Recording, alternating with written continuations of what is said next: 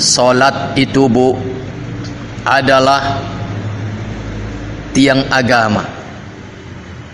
Barang siapa yang menegakkan salat, maka dia telah menegakkan agamanya.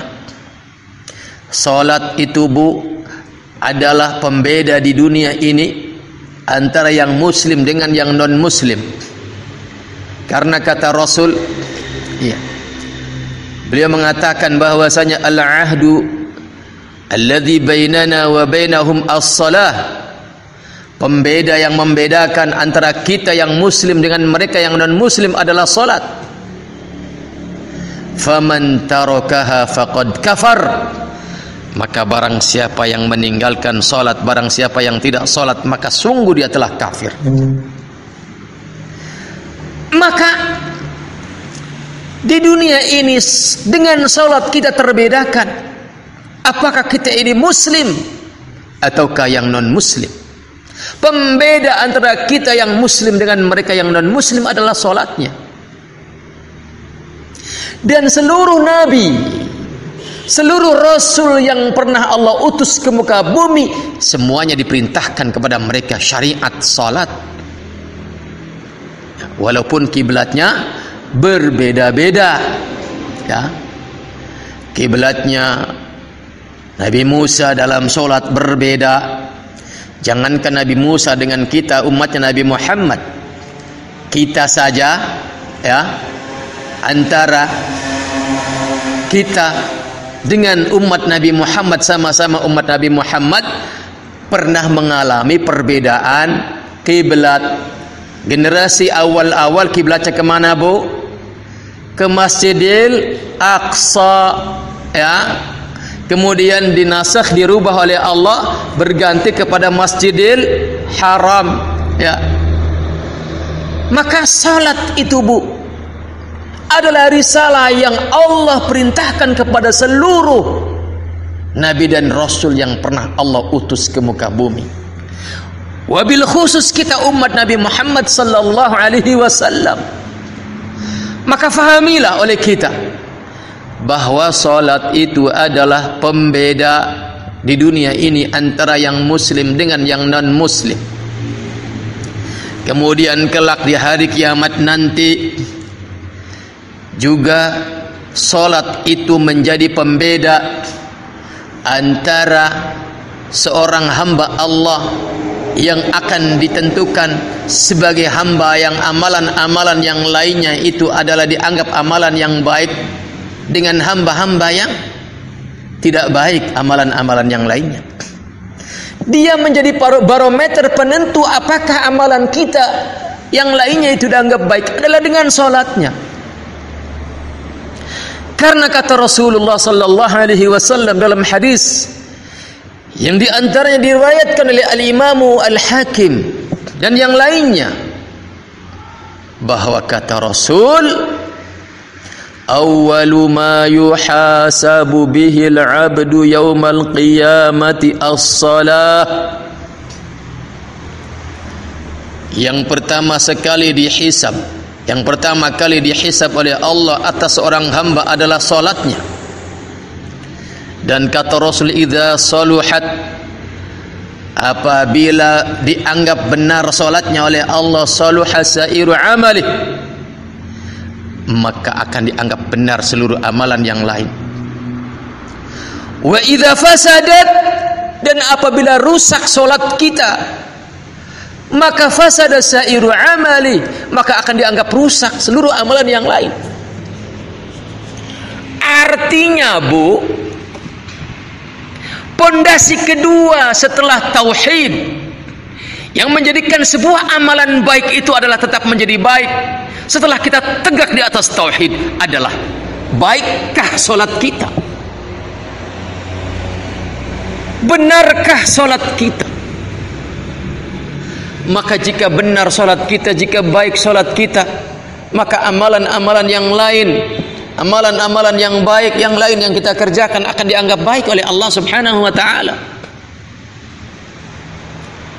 Dan artinya berarti dengan salat yang baik dan benar kita akan terbimbing melangkah di muka bumi ini terbimbing untuk senantiasa menjalankan kebaikan, dan ketika terperosok ke dalam keburukan segera bertaubat kepada Allah Subhanahu wa taala, sehingga yang ada hanyalah kebaikan.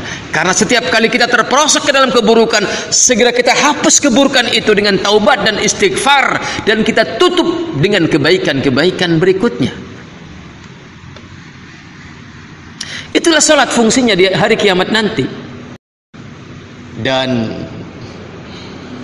setelah hari kiamat itu tegak, dan setelah kemudian manusia terpisahkan, sebagian menjadi ahli surga, sebagian menjadi ahli neraka, maka ketahuilah Bu, bahwa ahli neraka itu ada yang muabbadan, bahwa ahli neraka itu ada yang abadan, yang selamanya.